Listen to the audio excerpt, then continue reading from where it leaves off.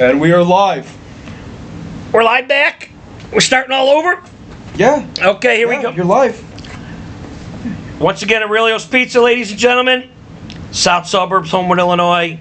It's the sauce. If you get an opportunity to get there, get the Fiesta sausage. Once again, if you're not aware, the White Sox won a series. They swept the series. 3 games against the Pittsburgh Pirates. Pirates are not very, very good. The reason that, I like the Cubs and the Sox. I'm a Chicago kid all the way through. But if we're given consideration for Manager of the Year, Will Venerable has to be considered if the White Sox were to lose less than 100 games. That is a 22-game improvement from last year.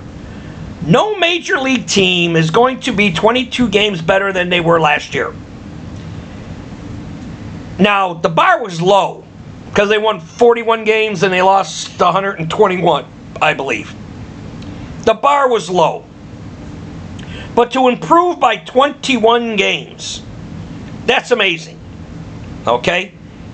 At the big league level. Because there's not a lot of big league players on the White Sox. But they're turning the corner. They won 3 games. And that's kind of why we're doing this. We posted a show on Friday, I believe, and today's Sunday, the 21st. So we're a little more regular, so we're going to throw this in there. But the bulk of our show today is going to be, we were talking like what avenue we should go with and what angle we should go with.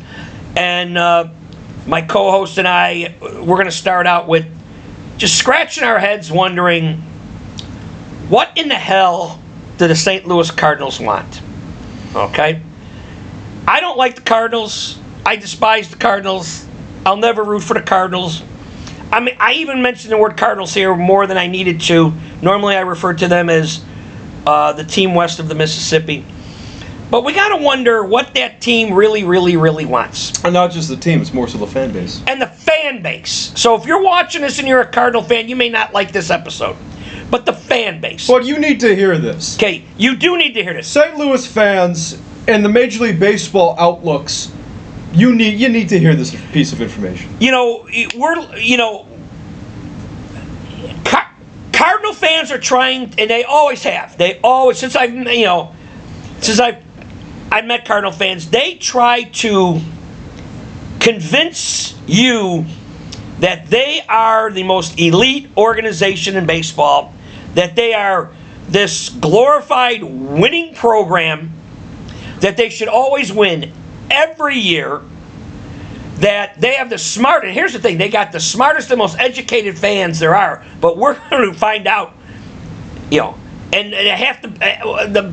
the crux of our show is going to be this mosaic character who Cardinal fans want out of Dodge as quickly as possible. Why? And we're going to say why. What the hell do you guys want? Okay, and I'm going to openly tell you right now, from the standpoint of winning and losing, the Cardinals are irrelevant. You're a brand. St. Louis Cardinals are a brand. But you know what? From a winning and losing standpoint, you're irrelevant. The Cubs have had more success in the last 15 years than the Cardinals. That's not you can't argue about it. Okay? Are you speaking only on head-to-head? Well, head-to-head, it's the Cubs got. That's first Cubs could lose, and we did the math on this. The Cubs could lose every game head-to-head against the Cardinals for the next 5 years, and the Cubs will still have more overall wins than the Cardinals. But this concept of how important St. Louis is, and what the hell do you want?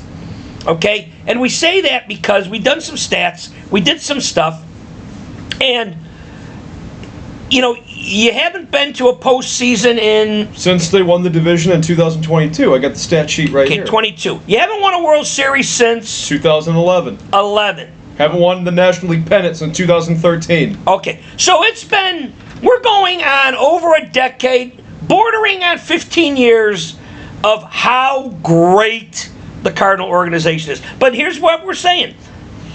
What the hell do you want? Because you have been a little bit successful, and we're going to feed into these stats. What the hell do you want? Because a little bit of context here. St. Louis Cardinal fans, and we know our fair share of them, even though we're Chicago guys, we're Chicago people. We know a large percentage of St. Louis people. If you think that you're entitled every year to go to Game 7 of the World Series, you're out of your effing minds. No. Okay? And it's the context of you have 2 marginal seasons, and then it's just, oh my God, it's like, oh, woe is me with the St. Louis Cardinals. You want this John Mozeliak guy out. You want him gone. See, you want him gone because you have, you throw it to every Cub fan. You know how many World Series have we won? Yes, you've been successful. You do not know how to deal with adversity in a program. No, you don't, and this is why we laugh at you. We laugh at you. This is why Pirates fans laugh at you. Why Brewers fans laugh at you. Okay, Boston, Cleveland, Cubs, Sox, people who have had heartache for, half a century, okay? And we're thankful. I'm very thankful for the year the Cubs are having. Now, the second half of the show, we're going to tell about that. I'm still walking on eggshells. But they are, as we speak, because the Brewers are still playing right now, as we speak. The Cubs are a half a game in front of the Brewers. We'll get to that. But Cardinal fans, what the hell do you want? And because we looked at some of this stuff, and it's been pretty successful.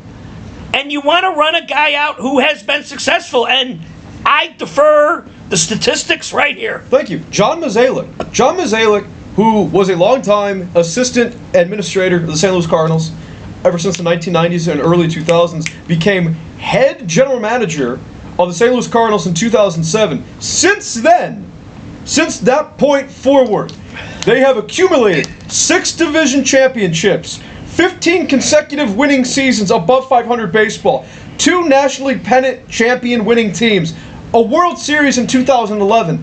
You want this man, John Mozeliak, gone.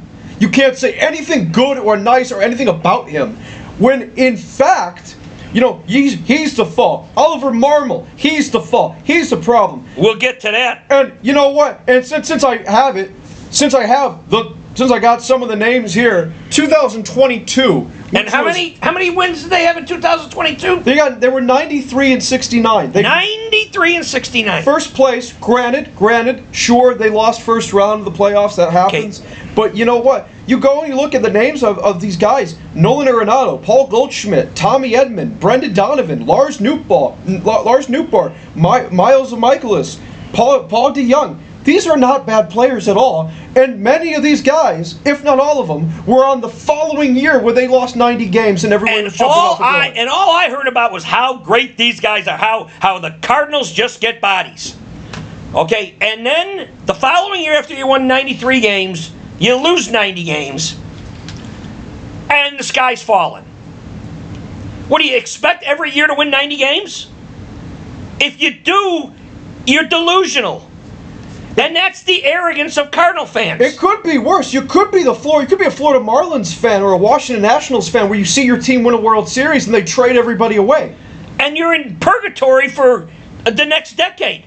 So you had a boo-hoo, you had a couple of off years. They're 3 games back currently right now this season of being a wild card team, being the last playoff team. Please say that again.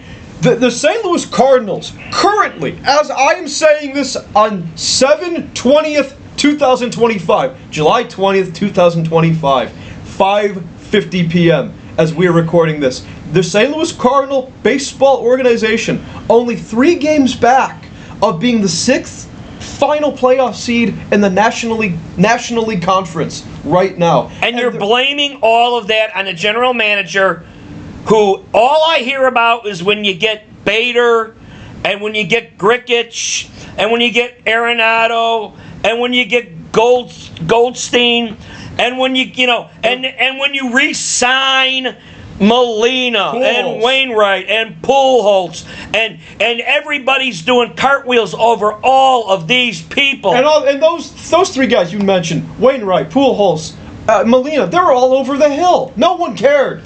And Louis Cardinal and it was like more than happy to have him again. Yes, and we're gonna we're gonna keep these guys around, and yay, we're so happy. And then and the guy's resume, as we just spoke about, how many winning seasons? What the hell do you want? It's you know what? Actually, no, it doesn't border on ungrateful. It is ungrateful because we watched the Pirates game today. We watched the White Sox sweep the Pittsburgh Pirates, and we were talking about how abysmal could a Pittsburgh Pirates team, their organization, be for, 30 years now? Yeah. I don't think the Pirates have ever won the National League Central Division. Not since realignment. Not since the We Are Family and Pop Stargell days. They've never won the National League Central Division, where you got this guy in a 15-year time frame down there in St. Louis.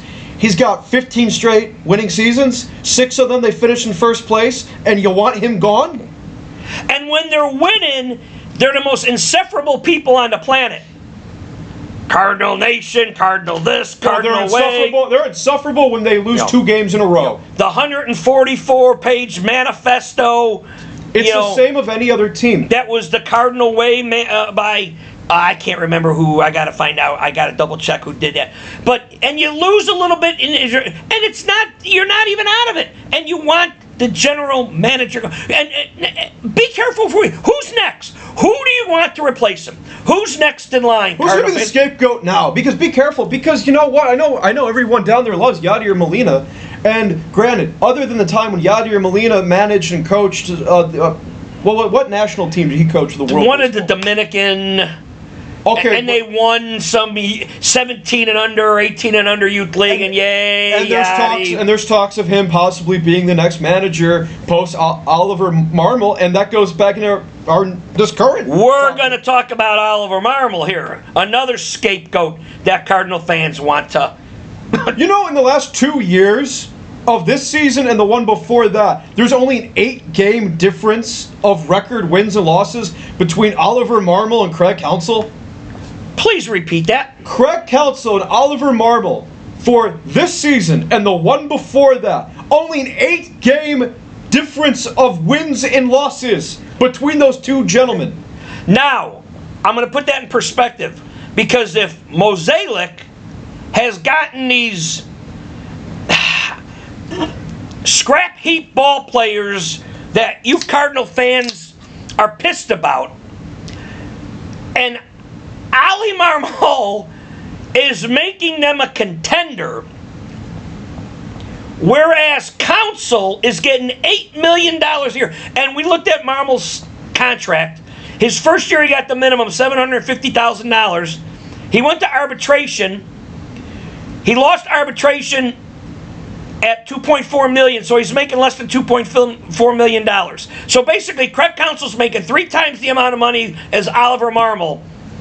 Okay? If you're Oliver Marmol and you're getting screwed in your arbitration, you're being put on blast as a scapegoat, even though you're only 3 games back of a playoff spot. Why the hell would you want to stay there? 9 weeks left in the season. 9 weeks left in the season. There's only three games back. And you Cardinal fans will not admit this, but heaven forbid if they were to get in the playoffs, then the Cardinal way, we knew it was gonna take care of itself. Blah blah blah blah blah. Here's the deal, there's an old thing. There's an old expression: you can't make chicken salad out of chicken crap. Okay? Do the Cardinals have bad players? Okay? I don't think so. Okay? I really don't. Obviously, Mozeliak has been doing something right, and I'm the last guy that's going to ever give credit to the St. Louis Cardinals. Okay? But I want to know from you Cardinal fans, what the hell do you want? If you think you're going to Game 7 every year, that's just not the way it's done. No, and then when they let guys go, it's like, oh, we don't need them. We don't need them. Oh, we never needed them. Okay. You ragged on Contreras, okay? Because and then you shipped him the first, and you moved Goldschmidt out the door. What if who's catching for the Cardinals now? They're still having. They still got issues. Still got issues. Okay, but if you had Contreras still behind the plate and Goldschmidt, Okay, that's what you want. That was the master plan, but why didn't that work? Okay. And now you got Contreras playing first base, and you got a who's who playing catching. Okay. You have a World Series catcher playing first base. Yes. You have a World Series catcher playing first base. Okay. And here's the other thing. If you got the great Molina hovering, and I don't think he's hovering, but if he was hovering, why wouldn't you bring him into the organization? And if the criticism of Contreras is he doesn't know how to frame and handle pitchers, and Molina was such a stud doing it, why in the hell wouldn't you bring that asset in to make Contreras a better catcher? Want to know why? Because they're too scared to do it. They don't have the balls to do it. There's all this talk, oh, Yadier Molina, he's going to be the next manager. You know, Babe Ruth was saying the same thing about the New York Yankees all those years ago. How he was going to be the next guy to manage the New York Yankees. Never happened. Never happened. Yadier Molina is in the same situation. Just because your name was a box office draw 20 years ago doesn't mean that's automatically going to translate to success. No, and then Wainwright was going to be the pitching coach, and all of these dominoes were all going to fall. But you know what? And I keep forgetting. He's so obscure, I keep forgetting his name as the manager. Oliver Marmol. He's right there. So again, what the hell? I'm not, and this is not a show to show support of the St. Louis Cardinals. This is a show saying, what the hell do you expect? Because Cardinal fans don't know baseball, and they don't. Yes, and they don't. For someone who claims that they do, that you really don't understand. And we're led to believe that they are the most knowledgeable fans in all of baseball. They're the most polite fans in baseball. They're violent drunkards. Okay, all right, They talk about Hall of Famers. They only really have like 2 or 4 definitive lifelong St. Louis Cardinal Hall of Famers. We went through that thing with the Cardinal Hall of Famers, okay? I believe there's 18 what they classify as Cardinal Hall of Famers. In the National Baseball Hall of Fame Right. in Cooperstown, New York. But we dissected that and how we determined, and we even did this with the Cubs, okay? It's where you started, okay? Not did you have great years with the Cardinals and therefore you're a Cardinal. No. It's did you start with the organization? Did you play the bulk of your stuff with that organization? And were you pretty much successful? And we have come to the conclusion that the Cardinals have 4. And I'm telling you right now, Lou Brock's not one of them because Lou Brock played 5 years. His first 5 years were the Chicago Cubs. Now, you can go and piss and moan all you want and say, Lou Brock's a Cardinal. Yes, but you know what? The Cubs didn't know what to do, and that trade for Ernie Borglio was a bad deal. So here are the 4, okay? Enos Slaughter, Red Shandies, Bob Gibson, and Stan Musial. That's the list. Want to know why that's the list? And want to know why we never mentioned Yadier Molina or any of those guys? They're not in. They're not in the Hall of Fame yet. They're not in yet. They're not in the Hall of Fame yet. Now you're going to say Ozzie Smith. Ozzie Smith was an all-star with the Padres before he came to St. Louis. In 1981. Okay.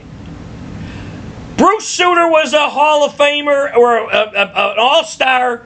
He's got more saves as a Cub than he's got a Cardinal. So Lee Smith got more saves as a Cub than he got a Cardinal.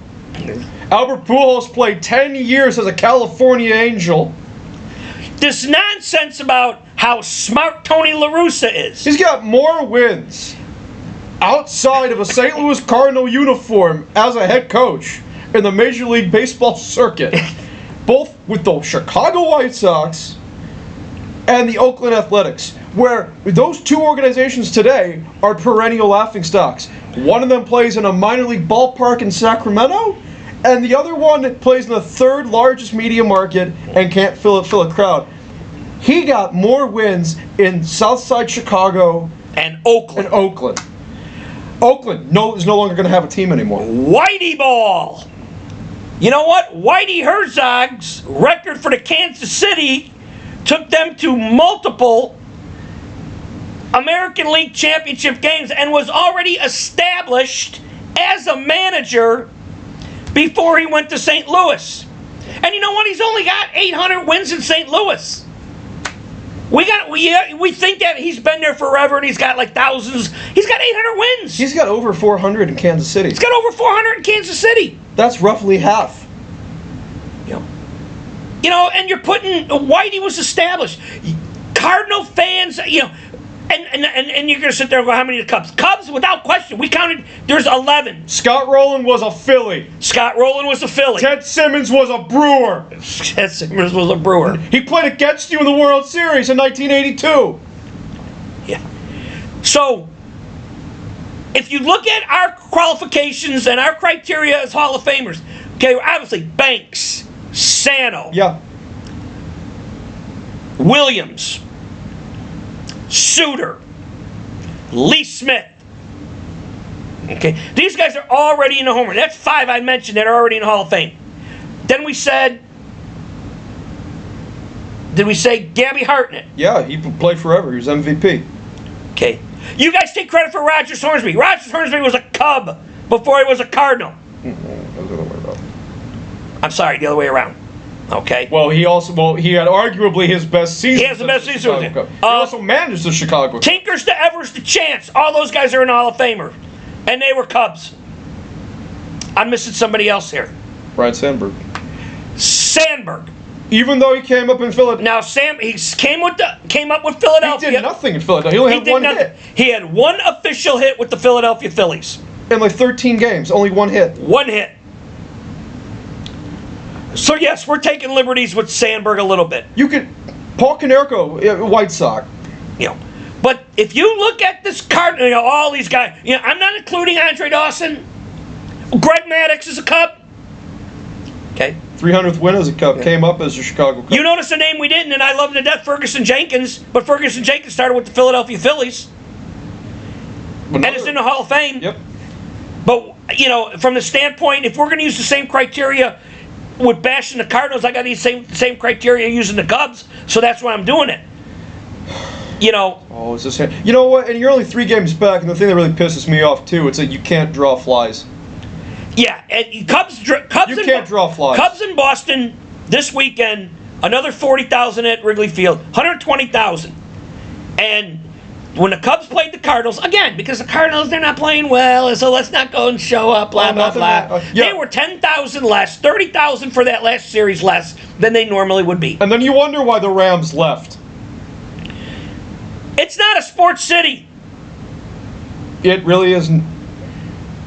Again, take the arch and take that concrete ice cream and whatever the hell you call it down there. Yeah, and you know what? You got Topeka, Kansas. And I know there's the St. Louis Blues and people like them and stuff, but the St. Louis Blues are not loved or respected in the way the Cardinals are. And the Blues have always had difficulties, with attendance and filling a crowd up until they got the big team in 2019. Busch Stadium's not a destination. No. If you happen to be driving through, you stop at the ballgame. People are not packing up going, damn, I got to go to St. Louis. They're screaming about getting a new Busch Stadium. That was not even 20 years old. And did somebody tell me Six Flags is closing? What? In the St. Louis area? So, what the hell do you go to St. Louis for? They could have had Walt Disney World in St. Louis. Do you want to know why they did it? Because, they couldn't let the fact that Mr. Disney didn't want to sell alcohol in his family-friendly establishment. So we've beaten the dead horse more than we needed to do with this Cardinal nonsense. But, again, I'm going to leave you with this. What the hell do you want? Be careful what you wish for, because say you do get Yadier Molina as manager, and it goes horribly wrong. It's down there in St. Louis. That would tarnish his legacy. He may not want to jump into that. Mike Milbury was a legendary Boston Bruin back in the day. He became a Bruins coach, and no one ever took him seriously. No. That tarnished his legacy forever. So, again, the manager, he's eight games different, and everybody thinks Council's a genius, which now we're going to roll into that. We're walking on eggshells because as we speak, as we know what's being documented right now, we don't have and obviously on the score or anything, but the Brewers were winning when we began to tape this. It's conceivable that when we shut this off, that the Cubs and the Brewers are tied for first place. And that, Cardinal fans, as much as you say, oh, boo-boo, if you're not a real fan, if you don't hate the Cubs, you're not a real fan. But once again, they can be tied. They can be exactly tied for first place. And now the Cubs are thinking wild card. Because if they don't win the division, they got to think of being one of the three at the wild card. Even though they're 20 games over 500, now I think they're 17. Even that in itself is a crying shame because, you're number one in all these offensive categories. You're number one in the National League. You're number one in all this stuff. But yet here you are, and if you don't hit a home run in a game, if you didn't hit 5 home runs in a game, you're screwed. They don't win. Did the Cubs hit a home run today? No, they lost. That's not being the 20th loss of them not winning a home run. Yes. And again, they lost 40 games now.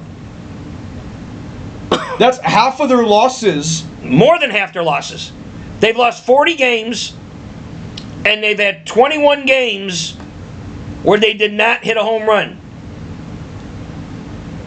Okay. So they've only had 19 wins on the other end. And they get Pete Armstrong steals all these bases. You got one guy who steals a bunch of bases. You don't have anybody else.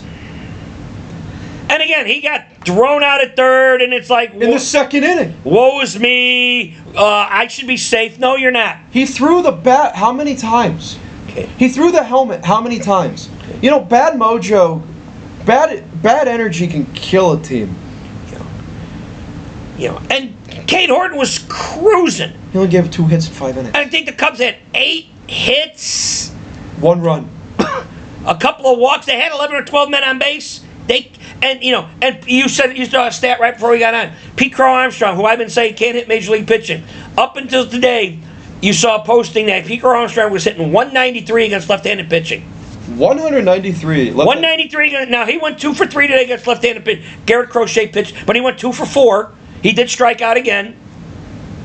Okay?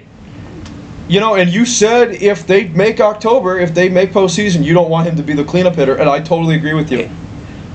What happens when it's, early October in Philadelphia and the wind is howling, or you're playing the Mets? Because now you're talking wild card. You have to be backing up the truck and you have to rely more on wild card than you do division at this point. We talked about this.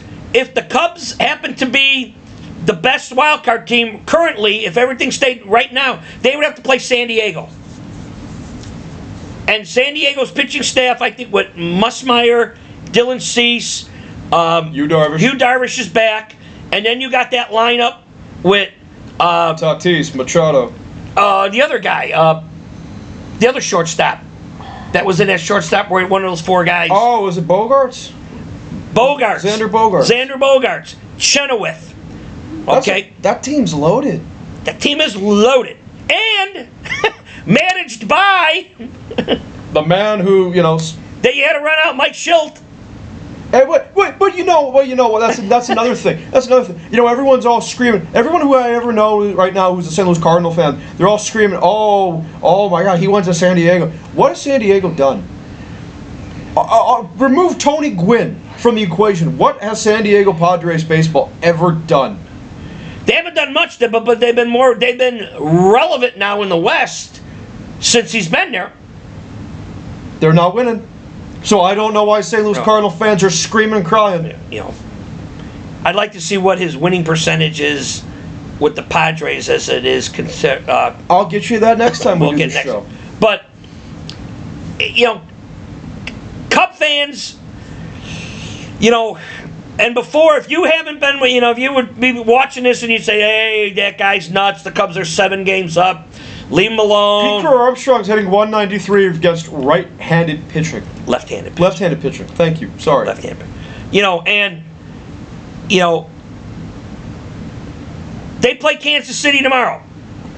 Kansas City is in that wild card mix. You might sit there and go, well, the Detroit's got an 11.5 game lead over whomever. The teams that they got to go and play, they're either fighting for a playoff spot, or they're in the playoff spot, or then they got to go and play the bottom feeder teams. They're not necessarily bad, but they're not excellent either. And that's the team. One of them being the White Sox. The White Sox this weekend would just love to just stick the dagger. And they swept the Pirates team. They swept the Pirates where the Cubs struggled with the Pirates.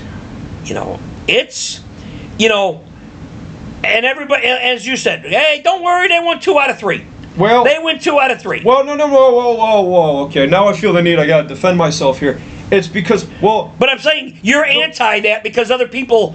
If you keep winning 2 out of 3, okay, no. What I'm saying is, he's not saying that.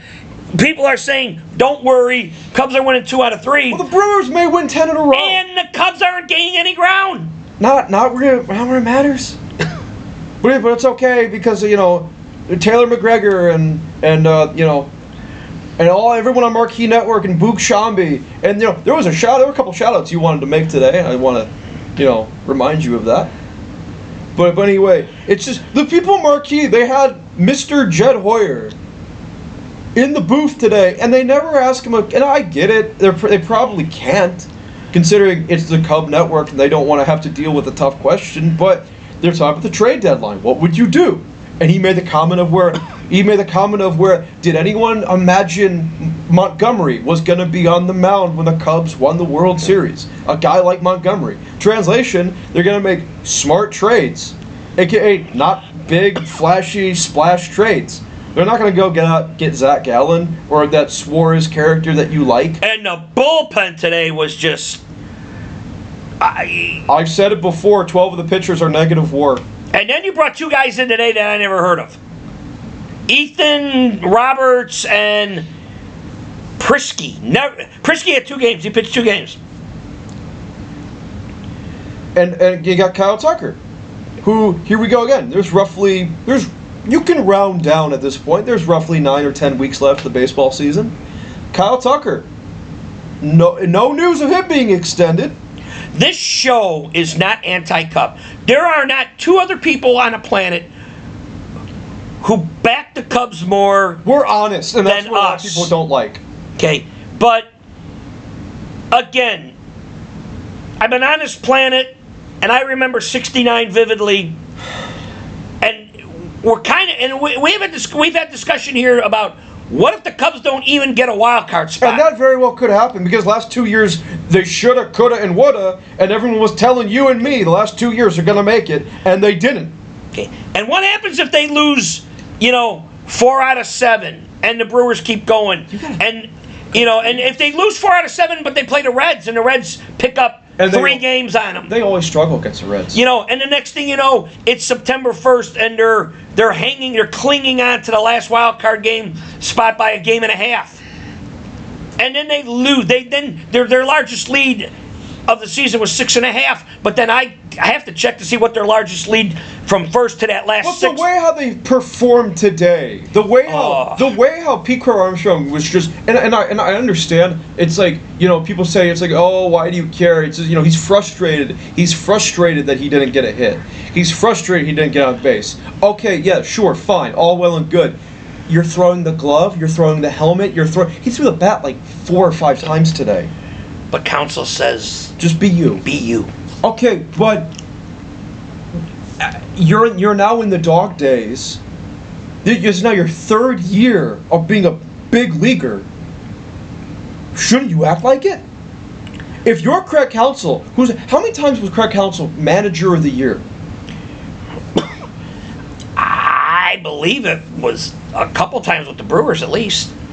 It was like what, 3 times? And that's funny because he then he played for the guy in Arizona who won a World Series. Yeah, he did. And he played at Notre Dame. So for him to allow some knucklehead to go through these antics is at the expense of his team, to the point where it's like, what if you piss off the wrong umpire and you can get suspended? No, that's happened before.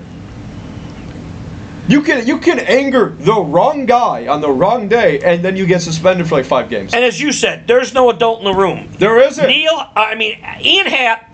Isn't. There's the 5 and 10 guy. There's not a guy who can, down the runway, grab him and say, "Hey, young man, enough's enough." Ian Happ does a podcast. Him and 2 of his buddies do a show. Yeah. Marquee Network. advertise it every chance they get. Again, and it's replayed over and over. Well, that's fine, because this is America. You can do it whatever it is that you want. That's fine. However, you and I have a podcast. Want to know why? Because we're just two guys who really got nothing better to do. You're Ian Happ. You're a professional baseball player, all-star, 3-time Gold Glover. You're expected to be captain of the team based on a seniority. And where's your voice? Where is your voice? We need you. It's not like I don't want to see your podcast. It's not like pop stars will grab Dave Parker and say, "Hey, this is the way you got to act." It's not Jim Leland cussing out Barry Bonds. At spring training. It's and this BU kind of stuff is going to come back. That might, yeah. And God, and I still believe the Cubs are going to be in the playoffs somewhere along the line. But I am preparing myself for the absolute worst, and that's what I get criticized for, is like, can't I just be happy that they're still in the playoffs? Well, you know what? Before, when they had a 6-game lead, it was leave them alone. Now, if the Brewers win, they no longer have a 6-game lead. Yeah. So if they blew that 6-game lead, they can now play themselves out of a wild card spot. That's the next hurdle. Because if you're in a wild card positioning and you lose 2 games, because up until this point the Cubs won 4 games, if that's amazing. But if you're in a wild card positioning and you lose 2 games or 3 games, you're done. Then you got to start from square one all over again. And here you are, right here, right now, this juncture of the season. You don't want to be there.